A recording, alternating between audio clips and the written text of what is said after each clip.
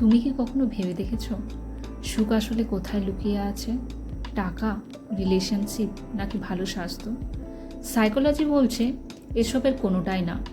সবচেয়ে বড় বিষয়টা হলো তুমি এই মুহূর্তে কতটা প্রেজেন্ট আছো। শুনতে খুব সাধারণ লাগছে, তাই না? একদম সেই দিদা ঠাকুমার উপদেশের মতো। কিন্তু সমস্যা হলো আমরা জানি তবু মানি না। 2010 সালে ম্যাথিউ কিলিংসওর্থ এবং ড্যানিয়েল গিলবার্ট একটা গবেষণা করেন। তারা 2000+ মানুষের ওপর স্টাডি চালান।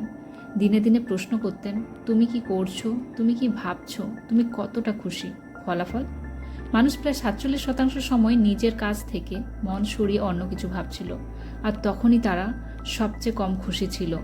প্রেজেন্ট থাকলে হ্যাপিনেস, মাইন্ড ওয়ান্ডার করলে আনহ্যাপিনেস। এতটাই সিম্পল। সবচেয়ে অবাক করার মতো বিষয়টা কি জানো? তুমি কি করছো সেটা তোমার সুখের ওপর কম প্রভাব ফেলে, কিন্তু তুমি কি ভাবছো সেটা দ্বিগুণ বেশি প্রভাব ফেলে। মানে তুমি ভ্যাকেশনে থেকে আনহ্যাপি হতে পারো যদি তোমার মাথা অন্য কোথাও থাকে। আমাদের সবার সাথে এটা হয়। আমরা ফিউচার নিয়ে ভাবি, পাস্ট নিয়ে চিন্তা করি, কিন্তু প্রেজেন্ট মিস করি। মনে মনে কনভারসেশন রিহার্স করি, আগের ভুলগুলো রিপ্লে করি, আর আজকের দিনটা আননোটিস চলে যায়। জীবনের 98% সময় কোনো স্পেশাল মোমেন্ট না, এটা টুইসডে, এটা এভরিডে লাইফ, এটা সিম্পল রুটিন। আর আসল সুখ লুকিয়ে আছে এই অর্ডিনারি মোমেন্টগুলোতে। মাইন্ডফুলনেস আর বুদ্ধিজম একটা জিনিস শেখায়, এই মুহূর্তটাই আসল, বাকিটা সব ইমাজিনেশন।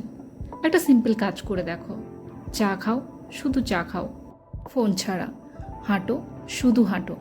খাও, খাবারটা ফিল করো।